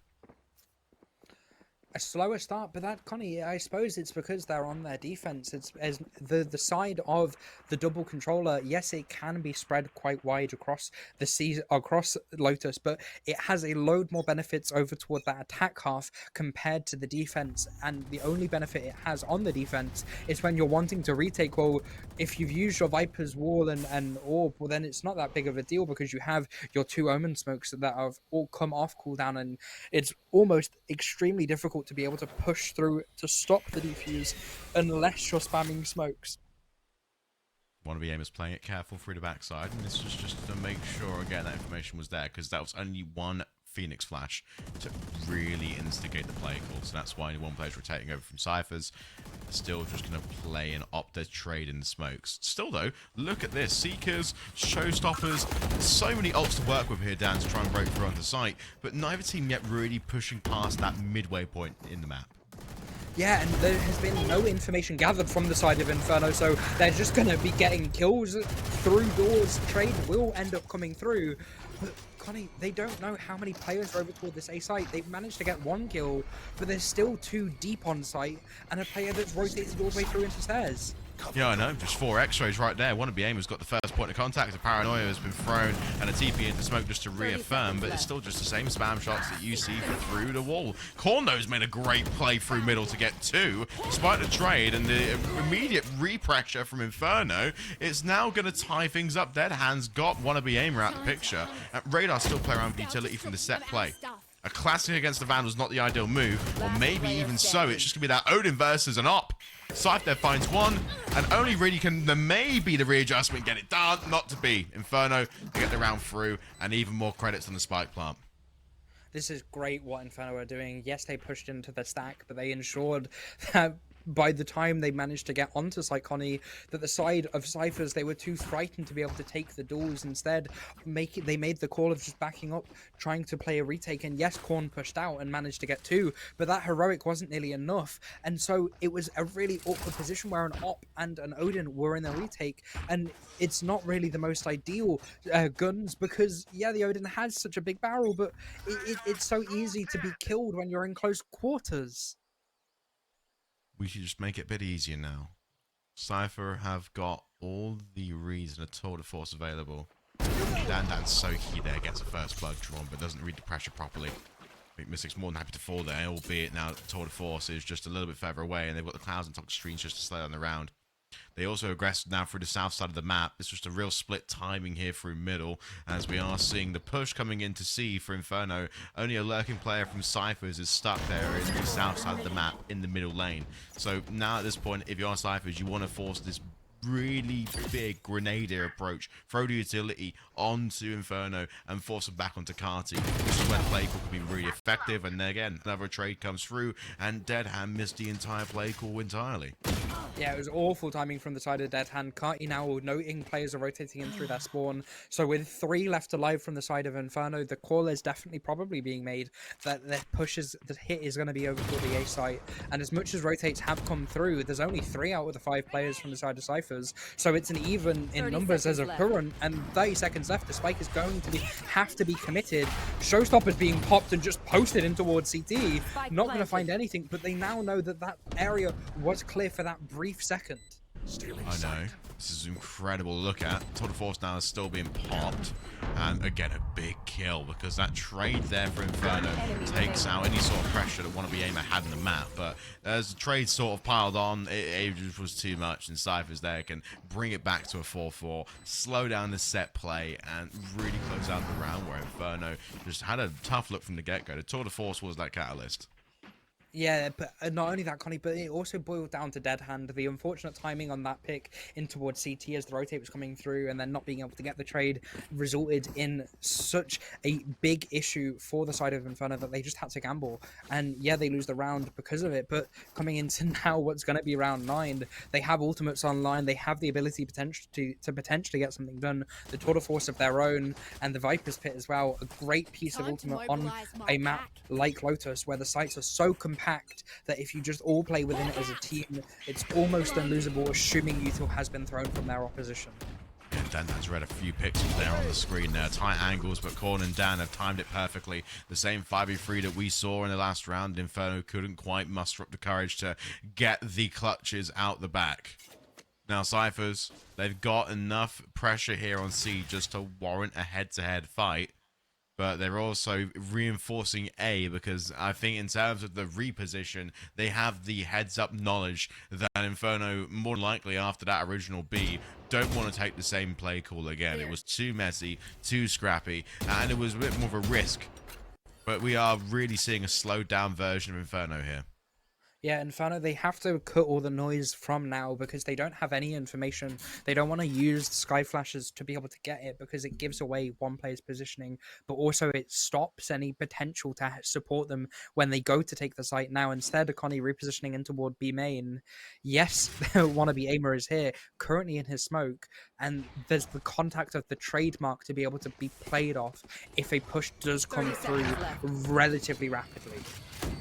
And it's all about this door again. They haven't really committed to the swing as such, but this right here is what you want to time it. 20 seconds left, and B's been left wide open. The pit as well, which Mystic has kept alive for the entire round, is now going to be the most important factor in Inferno trying to convert this round. We're isolating all the angles and all the field of view from Cyphers. They're throwing in stuns and utility. They have to from the dog to get some spam shots through the pit, but Mystic there gets another blood drawn. And look at Cyphers. Lots of these players are weak.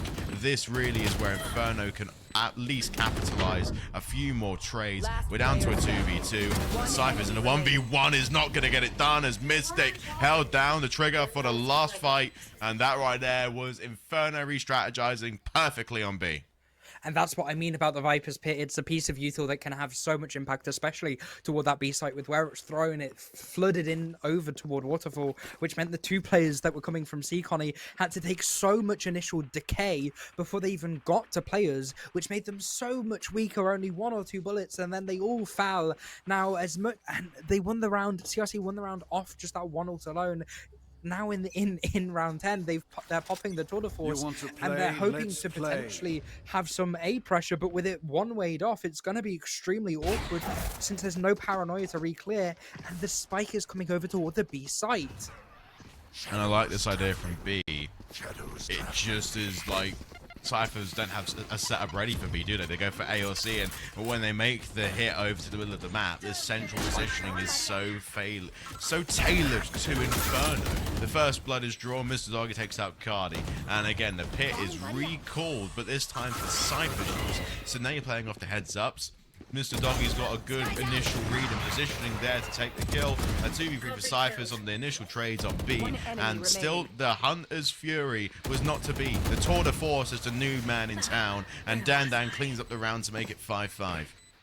2 rounds back-to-back, Connie, that have been won off the backs of the Viper's pit on the B site as well. So again, ultimates being used. You take those 2 rounds left in this first half. This second map is looking so much more competitive compared to the first, and so it's great to see 3 ults online from the side of the defenders, of which, Connie, 2 of them are the big, powerful ones of the Tour de Force and the Showstopper. By the looks on the minimap, it's as if another set play is going to be happening over toward A, and unfortunately CRC, it appears to be there trying to 5-man push into it, so whether or not it gets any value is going to be a question for the late round as the repositions come in from the Rays over toward B.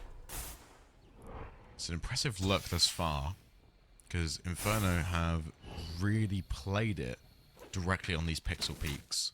Cyphers have only got 2 players on A. They've gone for more of an aggressive hit through C here, with all the lanes needed to rotate, and that player in B, that raise on Cypher in B is so key. Because Kai can get that first blood in, rotation could be cool, and that's when you can then force an overload, because Inferno here have committed heavy to the gamble stack, so they can't afford risk, but they only have maybe 2 ultimates at hand. The Seekers are more optimally used in the man advantage or equal playing field situations.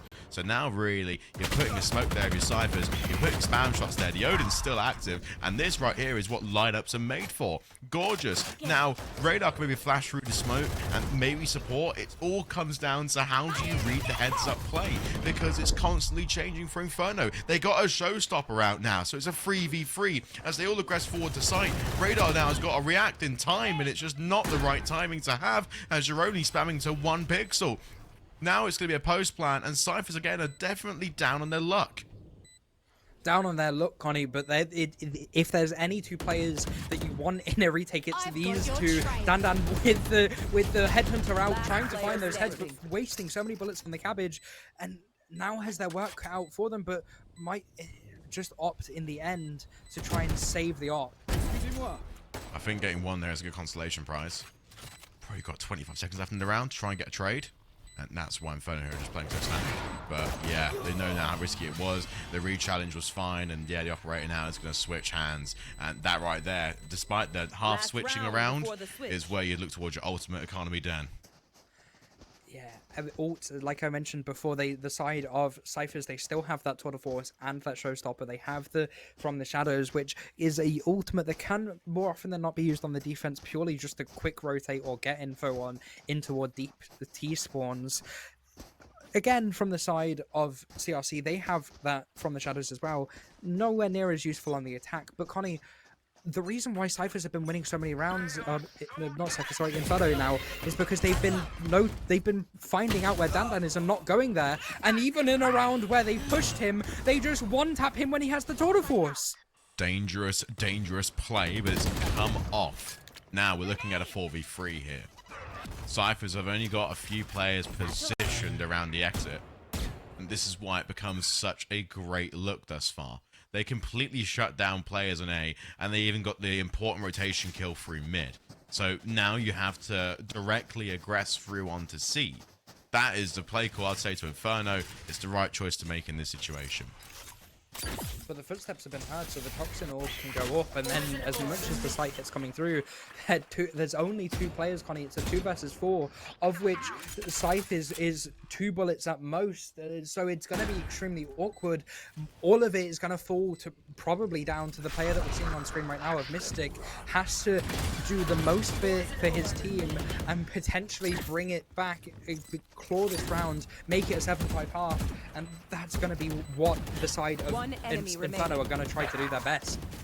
Yeah, I know it's going to be a risky play, but still Cypher's held on to it. And I like the way Inferno, despite being, you know, the losers of that round, made it 6-6. They've played textbook Valorant, and they've just elongated lives. They just slow down the rounds, because when it's head-to-head, early first 30 seconds, Cypher always have the best look.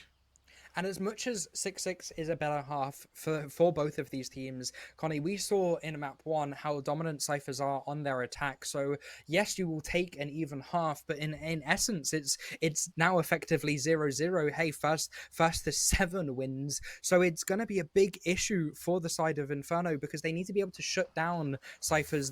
There's a reason why they've picked this comp, both teams even, so they know how to play it. It's just going to be the difference between how Inferno read Cyphers' pushes and plays, and whether or not they can counter it effectively, because if they can't, well, then they're going to lose this game really swiftly. So now the set strategy again here is to make sure Hero Climb can have that mid positioning, but Cyphers are actually going for a heavy B thus far, and Inferno actually are going for more of the usual standard read here, just to spread players across all sides. I think, you know, Cypher's strat here is to either aggress read B early, get info, or to bait to A and then hit B on a re-hit. But still, it's enough pressure here, and I think Inferno had the lineup already cleared. That's why it's going to be a 5v3 as we enter the next 70 seconds of this round. Just 2 important kills. Spike, though, is still firmly in control of Cyphers, so the workaround directly has to come from how can they position themselves. Yeah, as much as these two players from the side of Cyphers we haven't seen much of in this series so far, it's almost as if, Connie, each of the players on Cyphers are they have an immense aim. They can play extremely well together, so you can't count them out. Yes, it's a 2 versus 5, and yes, the work is cut out, but they've repositioned and managed to pick the site with only 1 player on. I like it though, it's just enough time to buy, but Inferno played the lives so well. 30 seconds Then left. Hatter's got to swing round, try and get a kill, but still to be. That's the first round there going Inferno's way, and it was just an easy 1v1 with the player advantage originally being on their side and the double peak to face for Cypher. I feel like we need to talk about Dead Hands crosshairs. Like, what are they, Connie? You mentioned on the icebox that it was so illegal. absurd. They're not allowed. They're and now absolutely he's changed bannable. it again in between games to something that is arguably even worse. I think this is more for the clips, so if we are going to get put on Twitter again, let's just let it be known that Dead Hand is not doing the right thing here. This is not okay. Yeah, but round starting already. Pick found, outlaw, the great weapon. This is why we love it against these ecos, because even you didn't have to aim for the head, but you did, and you managed to get the pick. Great first pickup for Inferno. Pace now set, and they're just trying to be a re-aggress toward B, but Korn, unfortunately, shots going a little bit wide, and the spike is slowly being shifted up toward A, Connie, as the B is only being used as a ruse. Yeah, and that ruse is not going to be the hardest one to drop. You just got to break a door and you're immediately reinforcing an overload. I mean, I like the way it's gone here because Dan and Inferno are so close together. Playing wall to wall, and Korn's still just making the distraction in mid where it be. It's just got to be a nice, easy time, especially with Dead Hand, just having the angle and a nice static, small crosshair just to make the correct decision in this instance, despite being the top fragger on the team and definitely a performance to hold. I mean, Inferno have got plenty of advantage, a 5v3, 30 seconds left of the round, but Spike is still very much in the hands of Cypher. 30 seconds How left. did Dan get in towards CT? He must have gone up through the A side, up into rope, and managed to get a pick, which has almost opened the round up, got the upgrade and another kill, so another Bulldog can be given to his teammates. And now it's an even 3 versus 3, but the side of Cyphers are low. Regrowth will be healing players up, but it's really awkward as 2 players are conglomerated in toward tree, and the solo Sky of Radar is on site. This is difficult. 2-3 for Cypher. Post plant though for Inferno. And Dead Hand just toying around with the spray. Now it's going to be a 1v2. Dead Hand with 30 HP. You have to get the spray just right. Hold your bullets. Hold your time. Gets one. Hero Climb's got a better weapon and more health. But Dan gets the ace and the 1v2. That was what was needed. 7-7 Cyphers. Pull it back from the brink. Connie, he is wanting to get to LAN as much as possible. Just we saw the ace on LAN, and now we're seeing it again online. This player is so versatile; he can do so much. Tied now at the top of his leaderboard with Carti 16 and 9. These two players alone are trying their best to do the most on Lotus. And I think that's a testament to how they keep on winning these rounds, where Inferno are so evenly spread. They share the kills, they build the ult economy as a collective, whereas Cyphers, at least on this map, are just two players that have to pop off every single round. And if they don't, well, then they potentially lose it or have a higher chance of failing. Hero Climb, though, distracted by the dog, and maybe just have to shoot it in time because still it's an early aggress from Cyphers. This right here is a new look team. Carti there as well, just reinforced with some great crossfires from the teammates. Has a nade 2 to watch. This pinch from Dead Hand was set from the get-go. That was never going to be changed in terms of Inferno's play call. Now 5v3, a minute 8 left on the clock, and you're sort of waiting around if you're Cypher to stick this spike. Carti though can swing forward. Oh, Mr. Doggy's weak, but finds 2 clean kills to the Sheriff and gets a third. This is what you want to have. Picks up the rifle, the 1v1. Inferno, wanna be aimer, Mr. Doggy. Weak, no cigar at the end of that beautiful play as Cypher claimed back the lead, and wanna be aimer there just kept the composure to get the kill. But that was a really close round, Connie. Yes, the Cyphers ended up winning the round that they shouldn't have, which made them be really awkward with their buy in that previous. You don't mind losing those weapons because as much as you get the round win and you keep one through, you still have the economy. So Inferno are being forced to be on a broken buy, really awkward, even more so having the light shields to only 2 rifles with full shields. And so the players of the Chamber and the Rays are going to be the players that we're going to be looking for to try and get value. I've got your trail. Shots into Inferno, but so far, and the Seekers will be pulled out early. Same set strategy from Cypher just to get forward, and Carti needs to find the necessary kills. Mystico draws first blood. A few spam shots in the corner already. Carti's very eager to get the trade and be able to confirm it through a wall back.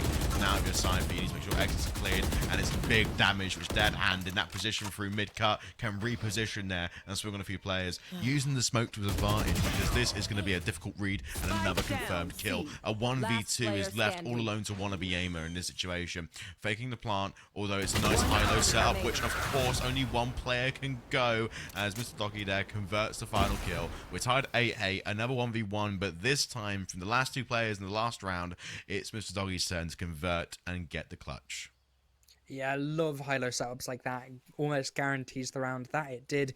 Ults now, though, Connie, as we're now going into the 5th round of the second half. You have the Tour de Force online from Dandan. Obviously, we saw him get the ace. That really propelled him up. 1 ult orb away from Carti Showstopper. Maybe they play to grab an ult orb. Or even, as we're seeing just alone on the minimap, a quick push in toward B and then use that in the next round. But the Mystic themselves are 1 away from the Viper's Pit. I think that's going to be pivotal for a potential retake. Oh, quick trade to kick things off here in round number 17.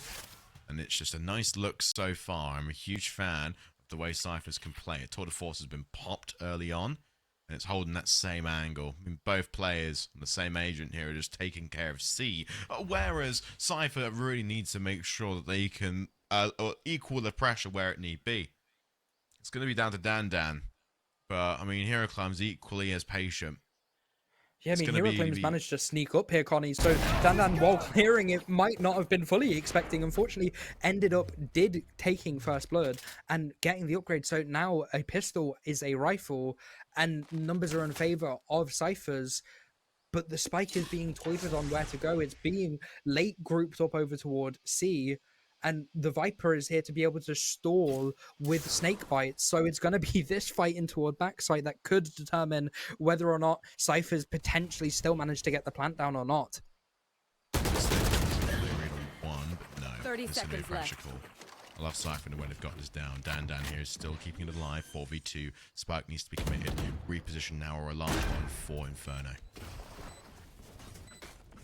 And it looks as if both players from the side of Inferno are opting to save. They've all just grouped up in toward trees. So whether or not Cyphers are going to play a game of hide and seek or root out the rats, it's going to be a question of that. Because, Connie, I think that they just don't even know yet that save is even an option. With economy in the bin nearly as much as Inferno's is, they are just going to need to save these rifles because you don't want to lose them, and then you want to bring them over, have that firepower going into the next round, potential to cause some upset, and then hope and pray to whatever power you believe in that is enough to be able to bring you back. Yes, it is still close, going to be 9-8 now in favor of Cyphers, but it's going to be really powerful if Inferno can try to get something done and bring it back to even, because it's just one team gets a round or two, the other gets the next. So let's look actually into this next round and what could be done, Dan. I mean, the Ultimate Economy, again, it's been recycled, and the buyers are very specific. Yeah, managing to buy up rifles from the side of Inferno. Obviously, they kept the 2 in, instead opting to just go on to that weaker buy so that they can buy for next. Great idea, great thought. And Cyphers, Connie, a 4-man grouping up over towards C with the potential to do a B split, but more often than not, it's probably just going to be the showstopper in towards C and the flood push immediately. Difficult read as a heavy force actually away, but Inferno have played it well. I think a teleport might maybe miscommunicate. Will create an awkward read of pressure, but that right there is a nice 2 kills to initiate Cypher's play call. And aggressive from Carty this round. That right there is important because you're taking North lane control. So it really sort of equalizes the round. And Mr. Doggy's already been regged. So now you've got to really force this last player into a choke point or even hunt him down, because at this point Cypher's now really starting to have that swing round. There's no more question marks for either team. Cypher's really are definitely regaining the form they need. Only some exit kills Mr. Doggy can maybe find. That's 2. Still very much a great look and definitely warm for the 3rd, but at this point of your Cyphers, you've got to respect and understand that Mr. Doggy can change the round at any given moment. Yeah, you don't want to lose your guns. Granted, there won't be enough time for a defuse to come through, but if one of your aimer drops here, and that's going to be a load of damage done to Cypher's economy, and a round that was looking so dominant for them will end up being slightly punished because of decisions to try and root out the final player, opting to just keep their weapons, hold their positions. Great idea, great thought, exactly what you want to be seeing. And now Connie going into what is round 19. Inferno, this is do or die for them. If they lose this round, they're going to be forced onto what should be an eco, and then that might be their opponent taking it to round number 12, meaning again we'll be in that 12-8 position where Inferno need to try and bring something back. They have 3 ults online to be able to do something with that Viper's Pit, like we've mentioned before, how impactful it can be on the defense. It's going to be prioritizing keeping your Viper alive to ensure that it's available. Some set smokes and some set flashes already are there, but the anti-flash set. I was going to say the anti-flash strat from Inferno was great, but that first blood's drawn. Korn already gets 1, and missing again to reinforce. Showstopper was safe from Cardi there for a clean trade. Now, if you are on the side of Inferno, you still have a couple of ultimates to try and get back into it. A 3-4 isn't too bad, but look at the lane positioning so far. It's going to be at least 1-to-1s to try and get any sort of pressure re-established, and a paranoia of Dan could easily be reclaimed. Again, another split trade, 2v3. Very even from both teams so far. But the man advantage established at the start was going to be the catalyst. Mr. Doggy now opts to pop the showstopper, but to no avail. There's no players to connect with. Time's ticking down. It's committing to the defuse. That's a tri-peak, and that right there is not what you see. A 1v3. Scythe now just opting to try and play any bit of intel. A paranoia there just to consult the final blow of that round. And now Cyphers, for the first time, really have had the lead and maintained a good win streak round to round. Yeah, Inferno, they need to be able to potentially draw something back. We saw them use both their timeouts in that first map. Hopefully they try it and use one either now or in the next round, because, Connie, it's going to be extremely close. They're buying into this round. They don't want to let their opponent get to 12. Instead, they want to have some kind of firepower, but they're not changing how they're playing their defense. The big issue is the C site. It keeps on getting abused and players are there falling. But now the side of Cyphers, they're changing up their plan. They're wanting to try and pressure more over toward A. And this is going to be a good look so far. I think that Cyphers have got a great idea. They've left Spike and Spawn just to try and aggress through the utility. But this is all set to get first blood, which Carty gets. Great, fantastic. Now it's a reposition. Yeah, just slowing the pace down after getting that first blood. They've grabbed the spike, Connie, and now look at them over all of the side of Cyphers. They're regrouping in over towards Spawn and heading over toward B. It's going to be Heraclin posted on this angle. This duel against Dandan is depending on when the swing comes through, is going to be so impactful. But it's not going to come through. Here are the Seekers. The site hits coming in. Oh yeah, Great kill there for Hero Climb, as now it's a 4v4, but the only thing really that can be activated is a Seeker. Doesn't matter, Carty and Korn take care of the heads-up assault, and they get positioned now, and a heavy bunker setup established on C. In this post plant, there's only one road attack point, that's the north side of the map. Watch Inferno. They've got to peek over a smoke, risk a jump spot, risk a bullet miss to try and get kills. But that right there is not the best way or even the best look for Inferno. Carty there mops up for that round. We take it to match point. We take it to series point as well, Dan. Like I said in that first half, Connie, as soon as you let Cyphers get on toward the attack, we saw how dominant they were on Icebox there, just proving their dominance even more. Only 2 rounds have been picked up from the side of Inferno since that swap. The first was the pistol. The second was a really awkward round that they won purely just by killing all of their opponents. So more of these rounds have been coming down to aim duels than spike explosions or diffuses, which means that Inferno, they need to be able to do something, and they're on a really awkward bye because they forced into the round prior. So with weaker weaponry, Connie, they have all of their work cut out if they want to keep in this tournament. Yeah, Carty right now is playing on the micro side of things. 2 kills and it's a showstopper just to add to the round deficit. Deadhand has gone for a judge early on, and that right there is what the weaponry has to be. And that right there is heavy eliminations. Scythe gets free, but it's only a return. The 1v3 for wannabe aimer is going to really revolve around 1 choke point, which Scythe again gets 4. And do you know what? Okay, that right there was probably one of the more miscommunicated play calls from Cypher.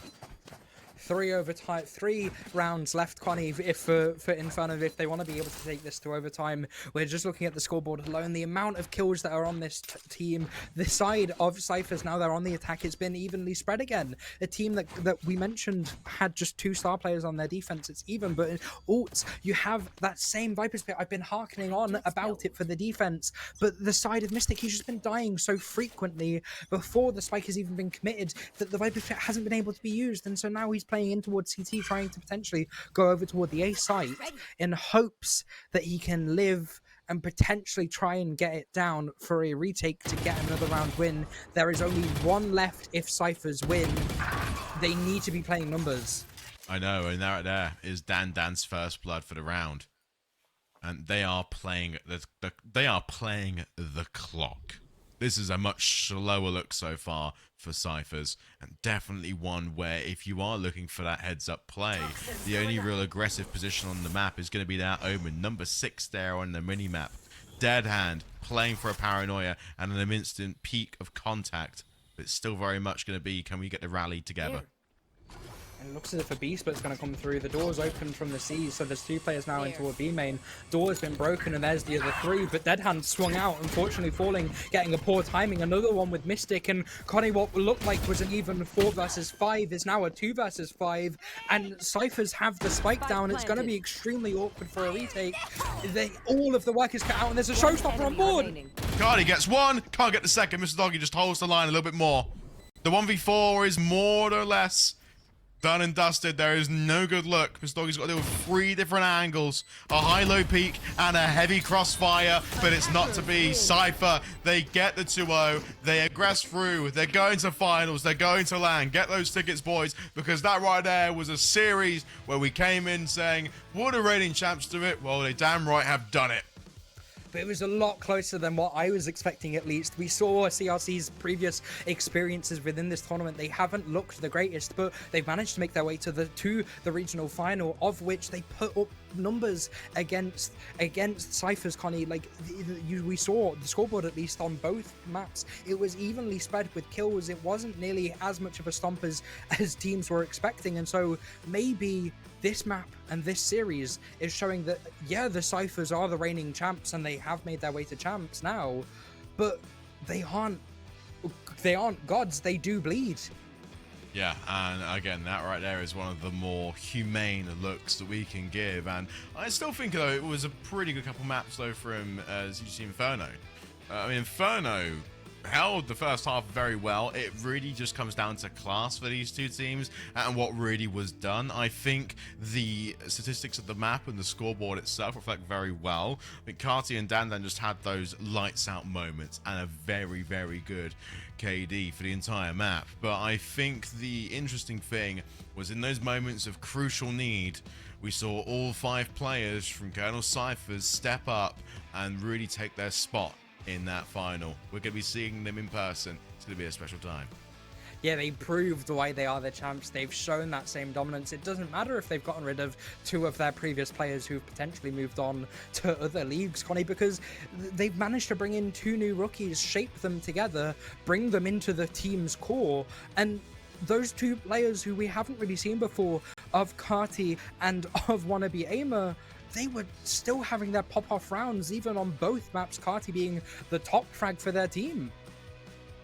The more interesting call, though, yeah, I think that Carti really was the difference. I mean, there's no real MVPs for, this series in particular. I think it was fairly well shared. I'm just more impressed despite the losses that Colonel Cyphers have had this year with the players going forward and graduating, which you mentioned. You really said it perfect. They've restructured. They've got the new players into their system fairly easily. And there was minimal hitching. I mean, of course, there is going to be a drop in skill, but I really think it was a good look. And despite it all, we are going to be seeing them go away onto that LAN and show the South exactly what's going on. Although for our Northern split, we are in the semi-finals portion. Finals will be coming up shortly for that in the next coming weeks. But before we go away, Dan, anything you want to say, any elaborations or any real final calls? Yeah, I just want to highlight again, just finally before we leave, CRC, great team. They've managed to make their way to the regional finals. They put up numbers against the Cyphers, and a team that we didn't know all too much about, Connie.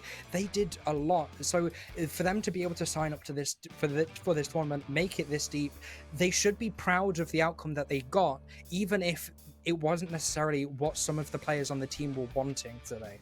I know. Well, either way, let's take it there. Thank you all so much for watching. Congratulations to Colonel Cyphers for going through to LAN finals. Commiserations to Inferno for picking up a wonderful showing, reaching this far, and by all means overachieving. I've been Connie, that's been Daniel. We've enjoyed your company, but we're going to say goodbye, and we'll see you again for those Northern finals. Don't go anywhere. Take it nice and easy.